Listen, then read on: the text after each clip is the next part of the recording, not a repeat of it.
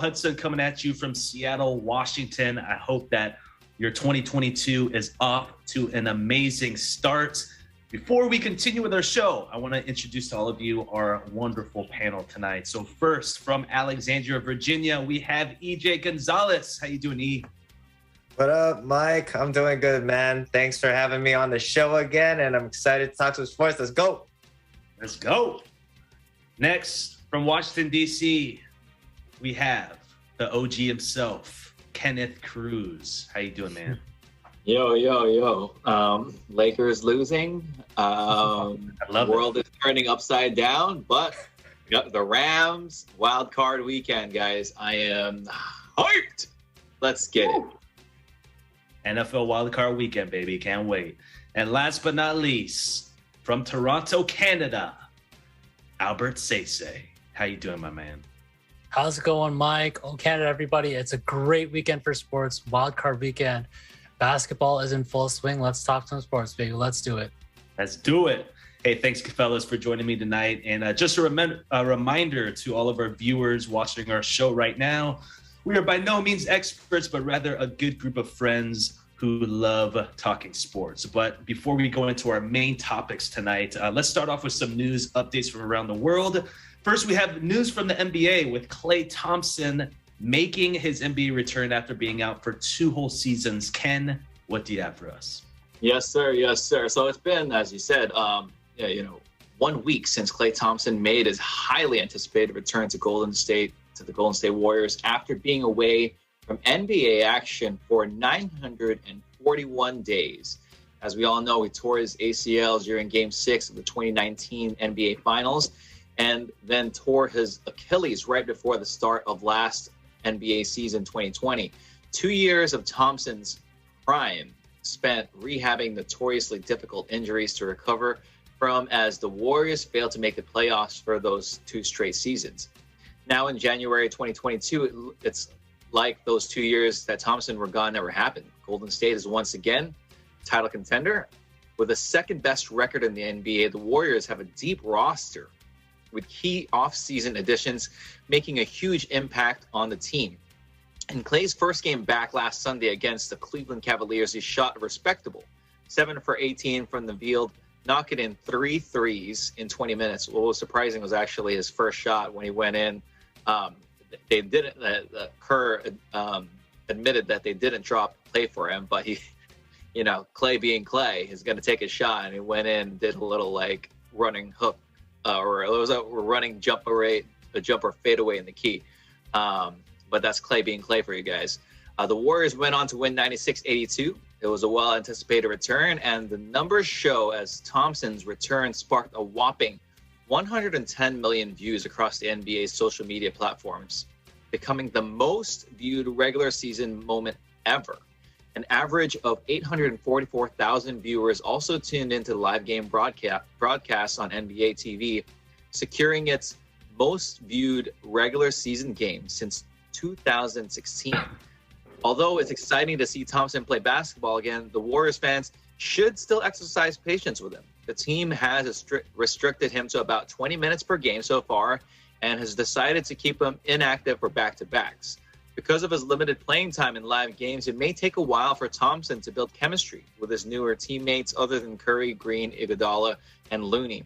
Luckily for the Warriors, their hot start to the season gives them a little bit of a buffer to build that chemistry as they approach the second half of the season and the playoffs. Back to you, Mike. Thanks, Ken. Really appreciate it. EJ has some golf news for us. What's going on, EJ? Yeah, thanks, Mike. So Cameron Smith won the Century Tournament of Champions this past Sunday. World number 1 Jon Rahm was at Cameron's heels on the final day of the tournament, but Smith was able to outlast Rahm by just 1 stroke. Cameron Smith finished the tournament at 34 under and now holds the record for lowest score in a 72-hole PGA Tour event. The previous record was 31 under, set by Ernie Els back in 2003.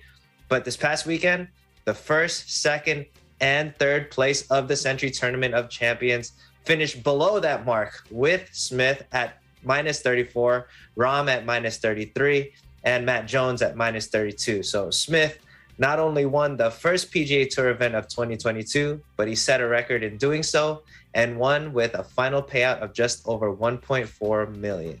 Back to you, Mike. 34 under. That is that's wild. Insane. That is crazy. Appreciate it, E. So the College Football Championship was held this past Monday night, where the Georgia Bulldogs won their first title in 41 years. They won 33-18, avenging their loss to the Alabama Crimson Tide this past December in the SEC Championship. So Alabama's football program has always been known to be one of the top-notch teams in the entire country and have made the championship game for the 6th time in the last 10 years. Georgia simply defied many odds, dominating the line of scrimmage with their defense and pressuring Alabama QB Bryce Young and throwing an interception in the closing moments of the big game. The MVP of the game was Georgia defensive back Lewis Cine, who had 7 tackles and 1 pass breakup. So the final story, Albert has some NFL news for us. What's going on, Albert? Hey, Mike. Yeah, it was another rough day for some coaches in the NFL as yet another Black Monday came around and claimed numerous NFL coaches around the league. Of course, during the season, the Las Vegas Raiders and the Jacksonville Jaguars began the process of searching for the next head coach after the in-season firings of John Gruden and Urban Meyer. Along with the Raiders and the Jaguars, the Denver Broncos, Minnesota Vikings, Chicago Bears, Miami Dolphins, New York Giants, and the Houston Texans have also parted ways with their head coaches, firing Vic Fangio, Mike Zimmer, Matt Nagy, Brian Flores, Joe Judge, and David Culley, respectively. A long list, I know. Of course, Mike Zimmer was the longest tenured coach after 8 seasons with the Vikings, finishing with a winning record of 72, 56, and 1, but were just 15 and 18 over the last 2 seasons and failed to make the playoffs in both. Brian Flores may feel the most aggrieved of all fired coaches after the Dolphins had an up-and-down season with both a 7-game loss and a 7-game win streak, being the first team in NFL history to do so. But unfortunately, this wasn't enough to secure his job moving forward. As the league's top teams enter the playoffs wildcard weekend, many other franchises are in limbo as they search for a new voice to lead their locker rooms. Back to you, Mike. Man, oh man, it's going to be an exciting offseason. I mean, I think as far as I remember, I think that's probably the most teams to have fired like head coaches. So there's going to be a huge. I know Kellen Moore's on the block. He's going to be like sought after. He's the Dallas offensive coordinator. You have Byron Leftwich, Todd Bowles. You have a lot, and personally, I think they should put Pete Carroll on that on the firing block. But, we'll see what happens with that. Mike, who do you think stays, Wilson or Pete? Oh, Wilson for sure, because they own $41 million. I just don't see. I mean, they would have to trade a lot to. I'm sure a couple teams would be willing to take that salary for an but he has player. a no trade clause, so he's going to have to agree to the team. So, and I mean, the teams that can do that are not good. So, fair enough. So, I mean, personally, I think, I have a feeling they're probably going to give it one more year with those two, and then we'll see what happens from there. So, that's the inside take from the Seattle Seahawks locker room. But hey guys, we're gonna take a quick break. When we come back, we're gonna talk more about the Klay Thompson NBA return. EBC Sports International will return in a moment. Mga Tara-Gamers for tonight, sila ang mga pangalawang magulang na gumagabay sa ating mga anak sa paaralan. Nagti-TikTok ka? TikTok.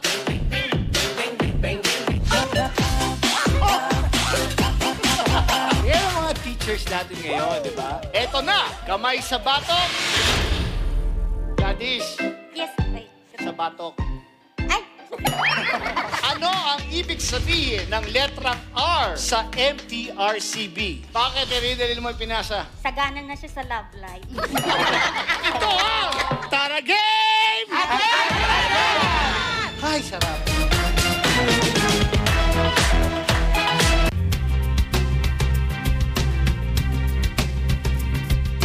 Hey, sports fans, welcome back to EBC Sports International. This is Michael Hudson. So first, we talk about Klay Thompson, Golden State Warrior, NBA champion, and the other half of the Splash Brothers. So after missing the past 2 NBA seasons due to an ACL and Achilles injury, Klay made his comeback earlier this week, just as Ken earlier reported, and didn't disappoint, scoring 17 points in a win against the Cleveland Cavaliers. Ken, we're going to start with you tonight.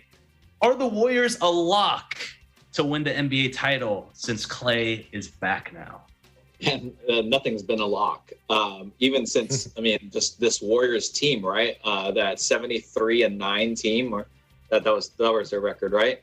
You would think that would be a lock. And Klay Thompson is part of that. So was Steph Curry and Draymond Green. And so you would think that steamrolling through the regular season would equate to an automatic championship, but that's not the case. I mean, look at even last year, the Nets looked like they were just going to run away with everything, and that didn't happen.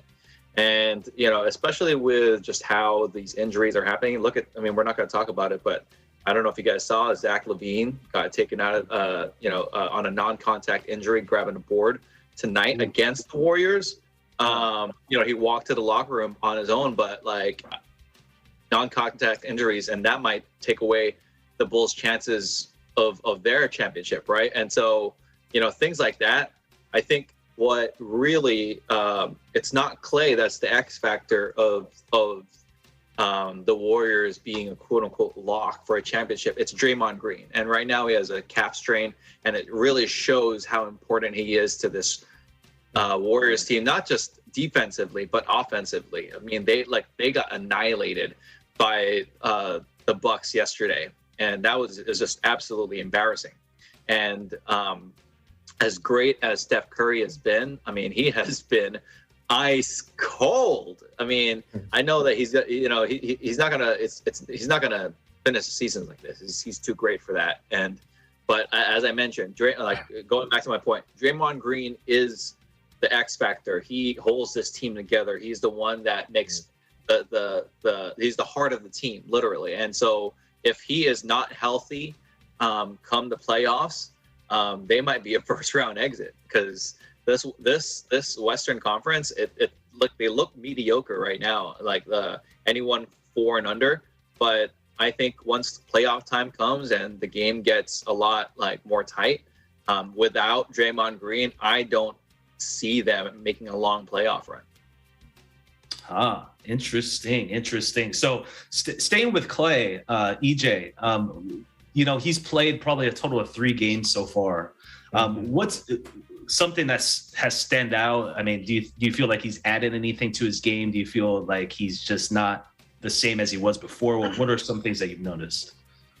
So added to his game, I don't think anything sticks out to me at that point. But I think he looks like the way he did before. Honestly, the way he came out in this first game back in over 2 years against Cleveland, he had his aggression. He wasn't shy in taking his shots, and his jumper still looks as pretty as ever.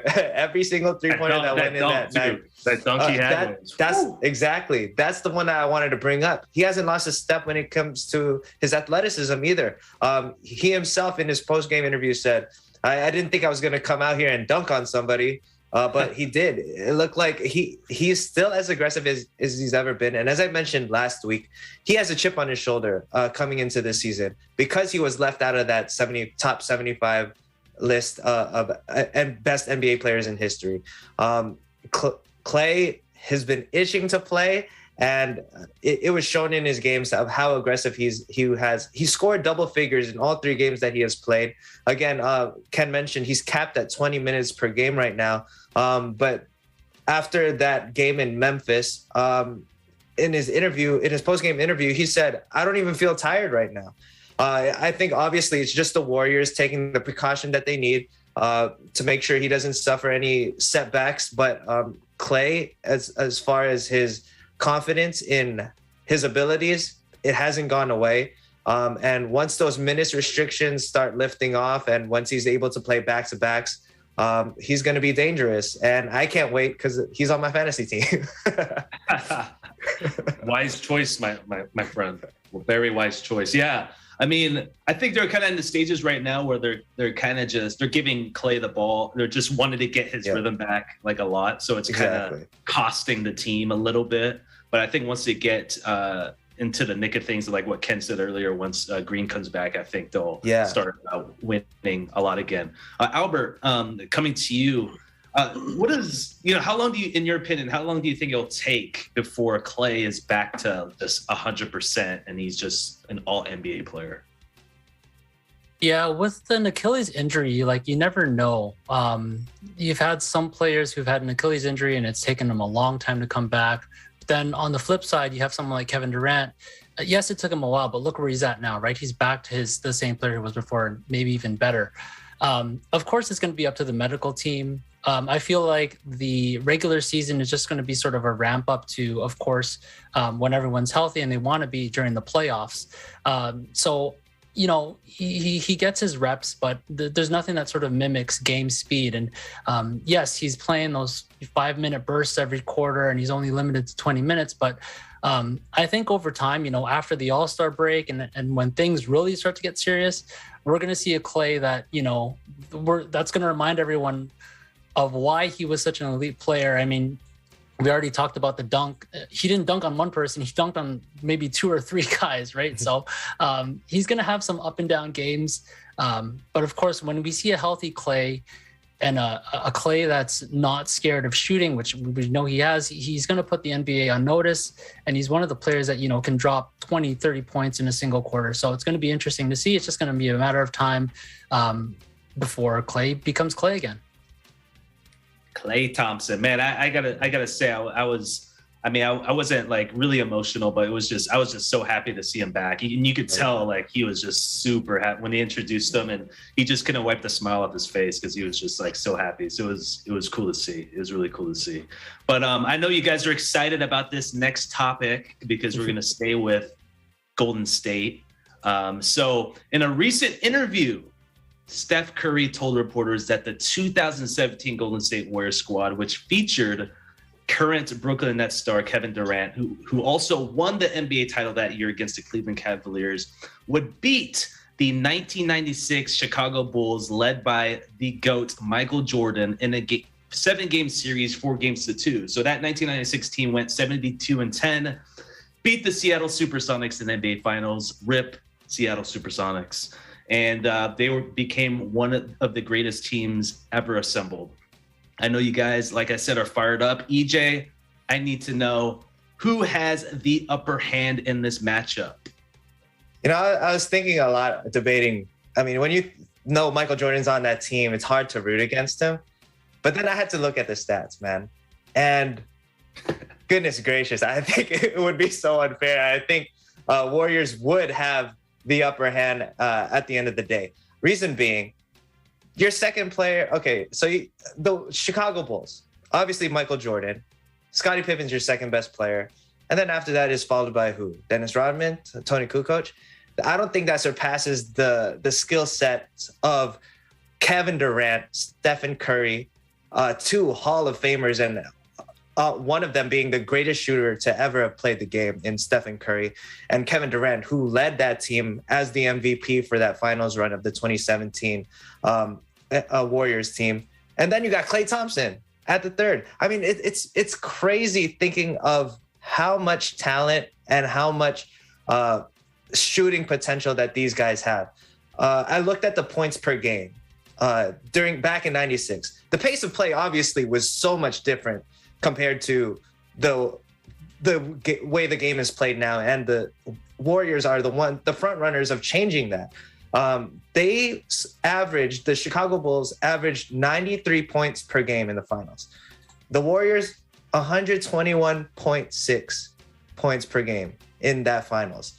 And then you think about the offensive potential. I just want to give you this stat.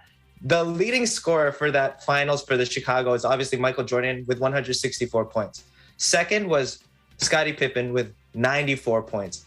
total, like a huge difference in point differential. But when you look at the Warriors, Kevin Durant led the team with 176 points in that finals run, followed by Stephen Curry with 134 points. So just these two alone, I think, can carry the team to outscore the Chicago Bulls.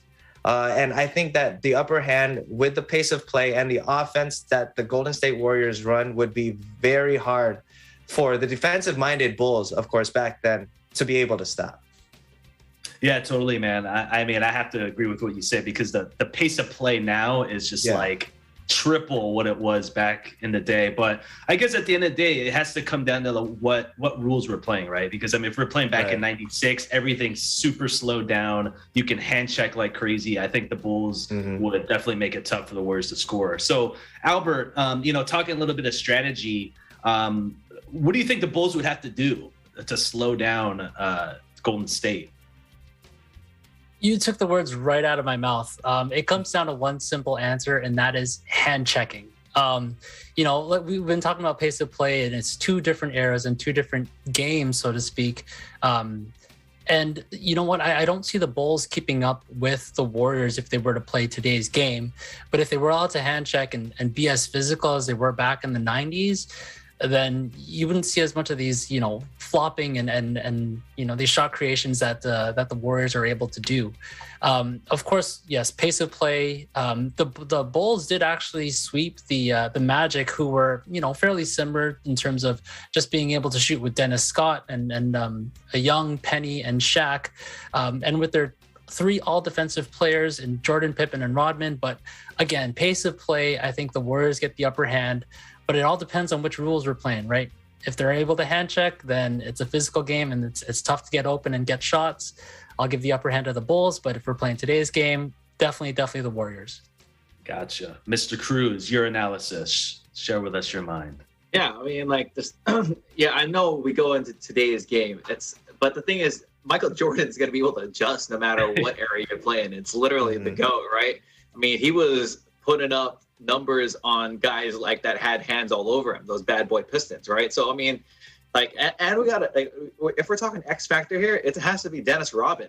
In that day and age, he averaged 14.9 rebounds per game. Like the leading rebounder for the Warriors that year was, I think, Draymond Green at like 7.8. So and if we're gonna talk stats too, yes, both of these teams that sees those respective seasons, Warriors and Bulls, were number one. But the Bulls in '96 were number 3 in defense. Warriors in 17, 18th in defense. So we're talking who is prioritizing their defense? It's the Bulls. Also, point differential from both these teams. The Warriors in 17 was 6 points differential, while the Bulls were 12-point differential against their opponents. So that just goes to show the dominance that they had versus their opponents. So I think, you put these two together. I mean, especially if you put the Warriors into 96, when not only could you hand check, but there was no 3 in the key for defense. I mean, like what's Looney gonna do against even Luke Longley and Dennis Rodman? He would get destroyed. I mean, they just don't have the size that you need for those kind of rules. And so I mean, we these are all like fantasies that we have, and it's all like depending on other rules. But I mean, I just think that just the grit of that team, the 96 Bulls would outlast the Warriors. Yeah, I just want to see Steve Kerr try and guard Steph Curry. I just want to see that. Steve Kerr in today's NBA at that time he'd be averaging like 18, 20 points too. Oh yeah, and Tony. Well, that's because he's a 3-point shooter, but that's the only 3-point shooter that the Chicago Bulls had. And we all know Tony Kukoc. Yeah, Kukoc, absolutely 100%. But you got Kevin Durant, Klay Thompson, and Stephen Curry on the other side. It's our 3s beat your 2s all day. That's true. I mean, Yeah, I mean, don't get me wrong. All the great players are going to be great, right? It's just, I think it's really going to come down to the rest of the bench. So what's Iguodala going to do? What's Tony Kukoc going to do? Man, fate of the world. This is the Iguodala that was fate of the world in his hands. Give me Iguodala. That Iguodala was on that team, man. So he was good defensively, and he could score when it came to the final when he needed to. He came up clutch. So I mean, I would love. Let's just go ahead and play these two teams in 2K, and then let's just sit and watch together. Sounds good. My question is Steve Kerr going to play and coach at the same time, right? So how's that going to work? There we go. All right, guys. Thanks for your takes. Really do appreciate it. We're going to take a quick break, and when we come back, NFL Wild Card Weekend, baby. EBC Sports International will return in a moment.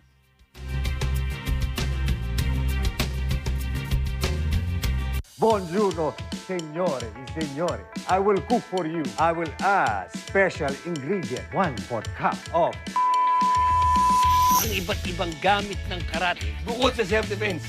Uy! Lulusong kayo sa tubig, isa-isa kayong pupunta dito para punuin yung tubig na yan. Sa pamamagitan ng pagpiga na inyong damit, pero hindi nyo humubalik.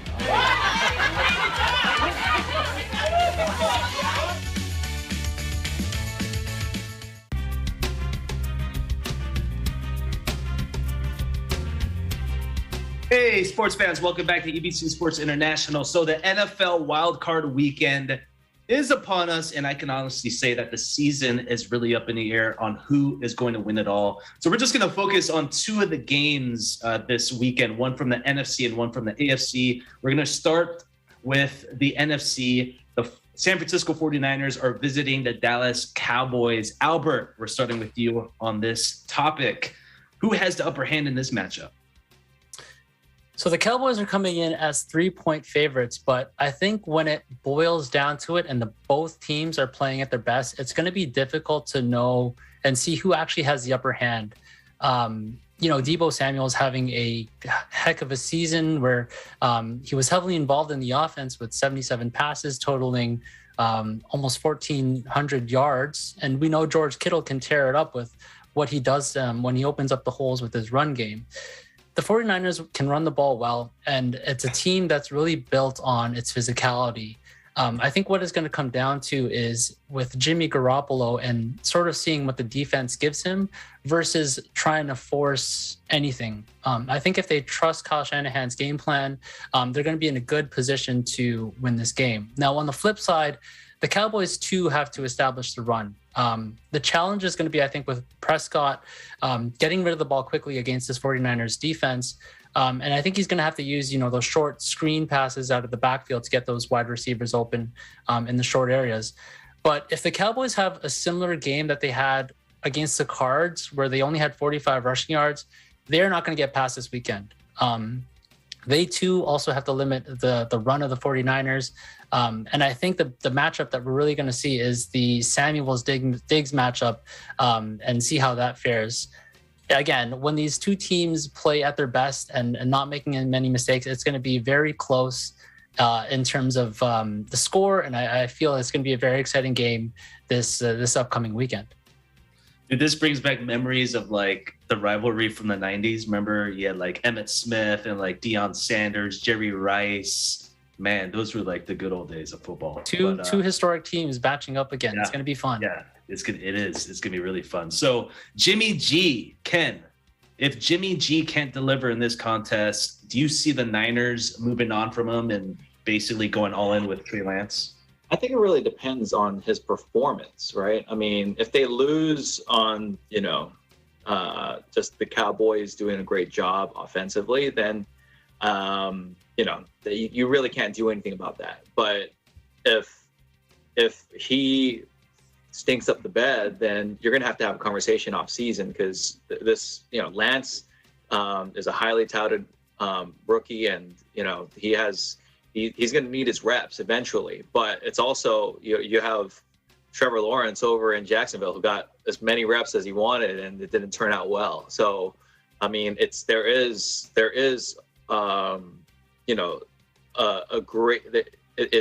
okay to rest and not rest to sit your young QBs and have them watch and gain experience on the sideline. Versus sometimes, if you stick them on the field, they might get that shock and not turn out to be the talent you want them to. But Jimmy G has been looking pretty good recently. Yeah, the last 2 games against the Titans and the Rams, he had just 1 touchdown, 2 interceptions, but he threw for over 300 both those games. So, and the last 2 minutes of that game versus the Rams, regular season, whatchamacallit, not overtime, but regular time. Regulation. Yeah. Regulation time. Sorry.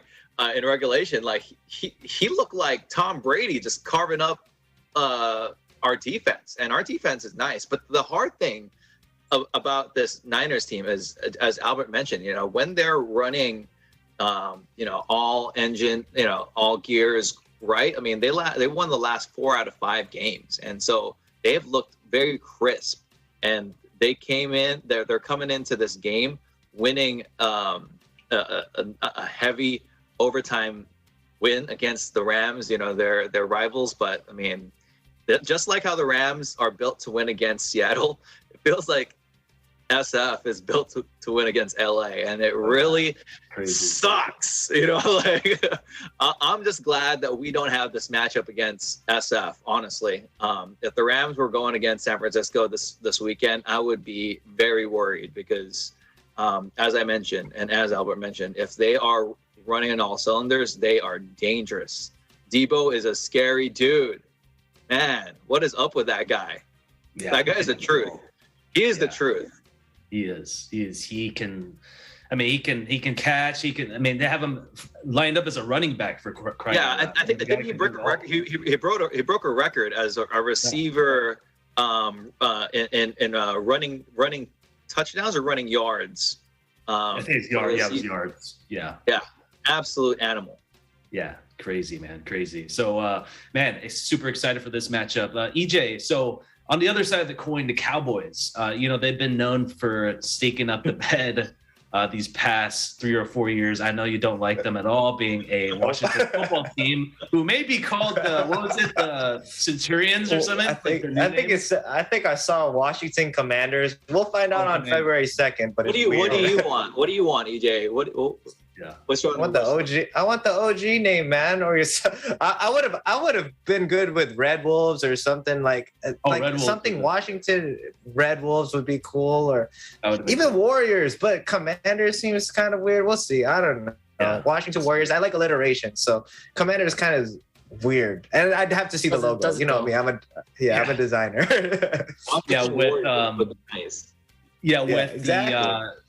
So focus on the Cowboys. If they don't get this win, if they don't get this win tomorrow, I mean, what changes can you see happening? Whether it be coaching staff, player personnel, or whatnot. Yeah, man. So, I'll be laughing my pants off if they don't make it out the first round, especially this season. They've had a great regular season, the Dallas Cowboys, and easily ran off with the NFC East title this year. They led the league in points per game. They led the league. They led the league in takeaways. So their offense and their defense are both spectacular. Both top ranking in both sides of the ball. And if they're not able to come out victorious against, the 49ers, who, although Jimmy G has been looking good, they weren't very consistent throughout the entire season, right? Like, they got hot at the right time. And that's what's dangerous for the Dallas Cowboys, because at the later end of the season, it seemed like they seemed to lose their steam. Yes, they put up 50 on their final game of the regular season, but at that point, it was really a game of that meant nothing. So if they're not able to win, I don't know what the excuse is. They have the personnel on the field. So I think the very first thing you think of, it just goes along with the report that Albert mentioned earlier, is the firing of the head coach. Mike McCarthy would probably be the first name I would look at in changing, because they have so many weapons on the offensive side in Dak Prescott, Ezekiel Elliott. And then you have I think defensive player of the year in Michael Parsons, defensive rookie of the year in Michael Parsons. They look great on the defensive side of the ball. So if you have that type of personnel and still can't produce, the first one I'm looking at is the head coach. So I would think Mike McCarthy would be the first one to go if they have a first round exit. Yeah, absolutely. So like what Albert mentioned earlier, Dallas 3-point favorite. So that's basically a wash. So it's going to be a super exciting game. So we're going to go ahead and switch over to the AFC real quick. So New England Patriots are going to visit the Buffalo Bills. This will be their third time facing each other this season. We all know what happened. First matchup, the wind fiasco, where the Patriots ran the ball like 43 times, only tossed the ball twice and still won. Second meetup, the Bills dominated that one. And so this is going to be the rubber match. So Ken, who has the upper hand in this matchup? I mean, it's tough. It's tough to go against the Bills, who just look like, I mean, they're coming into this game just really looking really nice on defense. But I mean, since 2000, the Patriots have made the playoffs 42. Have had 42 playoff games, which is the most by what's the amount? 13 games. Second place is Green Bay with 29 playoff games since the year 2000, which means that these guys know how to play in the playoffs. And Bill Belichick is just, he's a proven champion, right? And he missed the playoffs last year, but I'm sure that he's had plenty of time to prepare for this first round matchup. And, losses are humbling. And so I really feel that he'll be fully prepared against a team that looks like they're going to beat him. Oh, yeah, absolutely. I mean, it's crazy. It's going to be crazy seeing the Patriots in the playoffs for the first time since Brady has left. So it's going to be kind of weird seeing that. But makes me want to cheer for him, honestly. That's like a Brady-less Patriots is cheerable. I don't know about that, but in my eye. Yeah. Oh, yeah. But yeah, I'm definitely happy for him just because, when someone of that magnitude leaves, it kind of like deflates. Like, look at Kobe leaving. Right. We're down for so long. So definitely. But EJ, if the Pats lose, let's say they lose in this matchup, what does this do for Belichick's legacy? Absolutely nothing. What the biggest difference in the NFL and the NBA is that NBA is a 7-game series, right? You have chances to change your game plan. But as we've also witnessed this past weekend or this past Monday with the college championship, it's one game. And anything can happen in that one game. These are professional players, and I think the Buffalo Bills are one of the favorites the entire season to win a title this year. So I especially the way that they dominated in their second game against the Patriots, I favor the Bills to win this game anyway. And if they do win, it doesn't hurt Bill Belichick's legacy. I don't think any of us honestly predicted that the Patriots would have made the playoffs coming into this season, especially under a rookie quarterback in Mac Jones. But what Bill was able to do with Jones this season, it was magical. And if they're able to win, that would be a magical win as well. But I do favor the Bills beating the Patriots this coming Sunday. And if they do win, again, I don't think it ruins Bill Belichick's legacy at all. Totally, man. Totally. I agree with that. I think he's done so much. I mean, 6 rings. So it's kind of like, what else does he have to prove, Albert, I just want to pick your brain a little bit. And if you want to share with us your analysis on this matchup. Yeah, really quickly, like you touched upon with the first matchup in the wind, I think the weather is going to play a little bit of a factor here. I think it's single digits, in Canada here and in degrees Celsius, that's not that bad. But in Fahrenheit, that's truly a different story. We'll see how the quarterbacks and their ability to throw in those cold temperatures. Yeah, run game for sure. I think Mac Jones, unfortunately, he's a rookie. He's sort of slumping and at the wrong time, ending the year off 1-3. But we got to keep in mind, yes, he's still a rookie, so he's got plenty of upside in the upcoming years. With Josh Allen, that Allen Diggs connection, as long as they're able to get a couple down and start getting the offense going, it's going to be unstoppable. I mean, look at their week 16 matchup where they had 145 yards and 3 touchdowns between the two. As long as the Bills are going to be at their best, as long as Josh Allen doesn't try to do everything by himself and he gets that help from the running game, I do see the Bills coming out on top here over the Pats. But again, like what EJ said, this doesn't hurt anyone's legacy. It's just more experience for Mac Jones as well too. But it's going to be an exciting game nonetheless. Yes, sir. Yes, sir. I saw that the temperature was going to be 4 degrees. So that is going to be very fun. Very fun to watch. But hey, thanks for your guys' analysis. Really do appreciate it. We're going to take one last break. And when we come back, we're going to tackle the NFL's major award conversation. And of course, we'll have our question of the week. We'll be right back.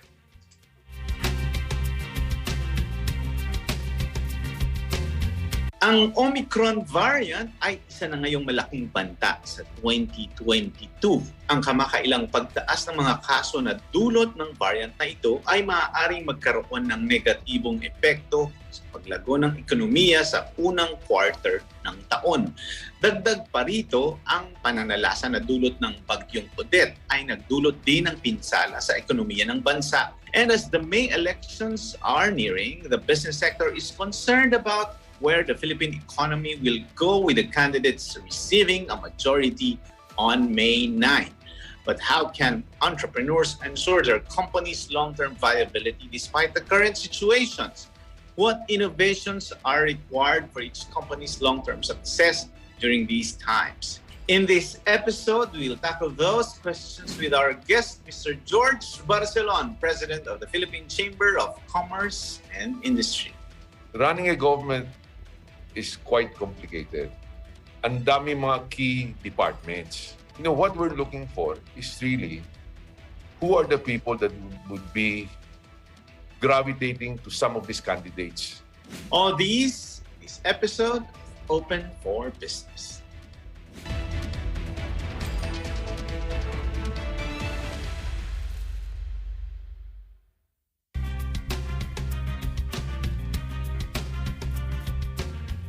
Hey, sports fans, welcome back to EBC Sports International. I'm Michael Hudson coming at you from Seattle.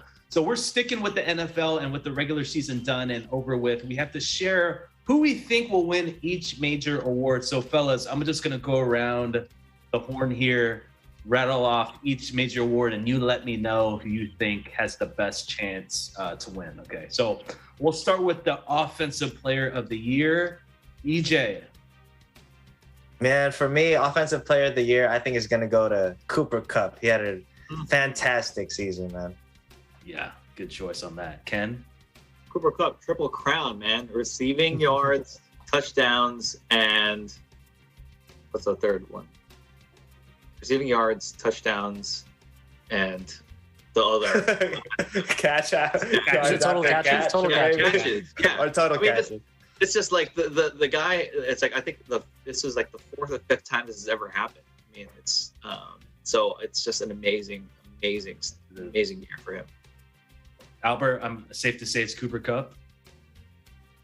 Yes, Cooper Kupp. I was gonna try to think of someone else, but Cooper Kupp. It's undeniably he's gonna be the Offensive Player of the Year, no doubt. I'm gonna go with Tom Brady, guys. No, I'm just kidding. Whoa. Cooper Kupp, dude. Eastern Washington baby. So I gotta give him my props. Defensive Player of the Year. We might have some different picks on this one. EJ. I got TJ Watt. I think he led the season with most sacks this year. So I'm gonna have to go with him. Ken. That's kind of hard with the stats when you think about it, because like the extra game really muddles all the stats from previous years. But I get it. But I mean, just eye test, like, yeah, it's either Watt or Parsons, but like, I think just the double teams that, Aaron Donald consistently gets, like, he should at least be in this conversation. Yeah, I think it's one of those things where it's like, okay, like, you can't give the MVP to like LeBron every year, right? So it's like Aaron Donald already has 3, yeah. So I get it. It's like Lawrence Taylor. It's like Lawrence Taylor, like when he was playing, it was just like you just spread the love. I get it. Yeah, Go ahead. Exactly. Albert? I'm going with the consensus here. I'm going to go with Watt.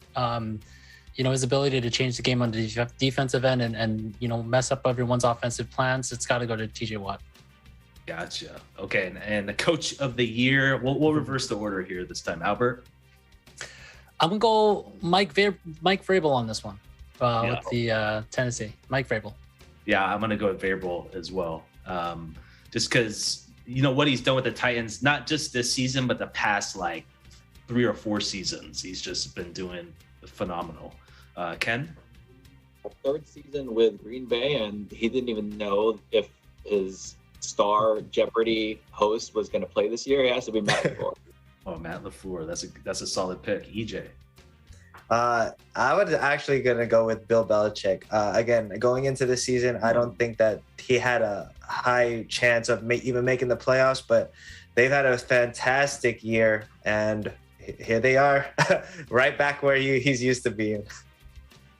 Yeah, okay, all right. Comeback player of the year, Albert. I'm going to go with Joe Burrow. The Bengals are in the playoffs. It's going to be fun. He's finally living up to, his potential. And Joe Burrow is my comeback player of the year. Ken? Same. I mean, he tore his ACL, MCL week 11 last year and comes back and has this dominant season. It's great to see. I love to see it. Dude, when he tossed those 5 TDs, goodness. And my friend did not start him on fantasy either. Oh, gosh. Terrible choice. EJ, Joe Burrow. Yeah, man, unanimous. Joe Burrow, especially last year, Alex Smith came back from that gruesome injury, and to see another player do it, him and Dak Prescott both deserve their flowers, but Joe Burrow has been the one that's really stood out this season. All right. Okay, this exciting one. Rookie Offensive Player of the Year. EJ, we'll start with you. I'm going Mac Jones. Reason being just because of how much success that the Patriots have found this year. He wasn't one of the highly touted quarterback that were drafted this year. There were a lot before him, but he's had a great season, man. Ken? It has to be Jamar Chase, man. 80 catches, 1,400 yards. I mean, the dude is an animal. It's just he looks like a seasoned vet out there. I think. I mean, you just never know with these positions. But I feel like this guy should have an amazing sophomore season too. Albert? Tiebreaker. I'm also going to go with Jamar Chase here. I just got to double check. EJ, are you still a Washington football team fan? I mean, you're showing a lot of love to the Patriots here. I know, man. They have. I've enjoyed watching the Patriots this season just because, again, they did not have any backing to their story this year, and they had a great season. But Mac Jones. Every game that I've watched Mac Jones play, he definitely showed up.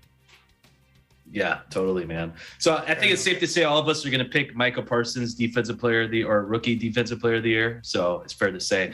Last but not least, MVP. Ken, we'll start with you. It's got to be Mr. Jeopardy himself, Aaron Rodgers. I did not want to this guy's year. I mean, just the way that he treats football and the way that he went about all his weird stuff that he's gone through. But I mean, hurt toe or not, the guy shows up and wins for his team when they need him. And I'm not looking forward to seeing him dominate in the playoffs either. Albert. I'm on the same boat. Aaron Rodgers. I mean, you've seen what he did with the Packers this year, carrying them to the #1 seed. Again, even with his off-field stuff that's been going on with the COVID and whatnot, but you can't doubt the man. He's had an MVP type of year this year. All right. I'm gonna go with Aaron Rodgers as well. One, because he helped me win my fantasy league, and two, the past 2 seasons, get this, 74 touchdowns, 9 interceptions, dude. Jeez. Last 2 seasons. Absolutely. And only 4 picks this year. 4 turnovers this year. Incredible. EJ? I'm going Antonio Brown. No, I'm just playing, man. Obviously, it's Aaron Rodgers, man. Yeah, obviously, it's Aaron Rodgers. So I'm surprised you didn't say Mac Jones there just now. Mac Jones also. Oh, dude. Awesome. All right, guys. So we're going to enter our question of the week. So with the NFL playoffs in full swing, which NFL team's playoff run was the most memorable to you? So Ken, we'll start with you, man. I was in middle school. It was 2002. Raiders traded their coach the previous year, John Gruden, to the Bucks, but still, like, this Raiders team was looking good. My high school, the high school I was going to go to, was also a Raiders also as mascot, so I was pushing for them as a kid. And then they just had an amazing year. But that Super Bowl was absolutely disgusting. They just got destroyed, and that was really heartbreaking to see. I came home from choir practice to watch that game, and I just turned it off. Halftime, I was like, but once I saw Rich Gannon's face full of grass after he got tossed down, after I think the 5th sack on him, I was like, and he also had 5 interceptions that game. I was like, this is the worst possible game that a quarterback can have. Yeah, that's really bad. EJ, how about you, man? Man, mine was in 2012. Back then, the Washington Redskins drafted RG3, and I was like, this guy is amazing. We started the season 3-6 and won 8 straight to take the NFC East. It was a magical season. Unfortunately, RG3 got injured, and the rest is history, but it was a great season nonetheless. That's awesome, man. And how about you, Albert? I'm going to go outside the box. I'm going 2017 Giants, who stopped the perfect season of the Patriots. I know. You took my Seahawks pick, so I had to pick something else. 2017 Giants, one of the best run stoppers of the best playoff run. How about that? Dude, just see Michael Strahan smile, I just get my blood boils. The gap in the teeth. It could have been 19-0, dude. Come on. How did they not get it done? And the helmet catch, dude, luckiest play ever in any sport. 2013 Seahawks, I mean, it's just first Super Bowl ever, one of the best runs I've ever seen. So super happy for that. But hey, thanks guys for joining me tonight. And viewers, thanks for tuning in with us for EBC Sports International. On behalf of everybody, thanks for joining us. And make sure to tune in next week. Make sure to visit our websites at eaglenews.net and eaglenewslive.com, and watch us on net25.com. Like us on Facebook and follow us on Twitter at Eagle News to join the conversation. For EBC Sports International, I'm Michael Hudson. We live in interesting times.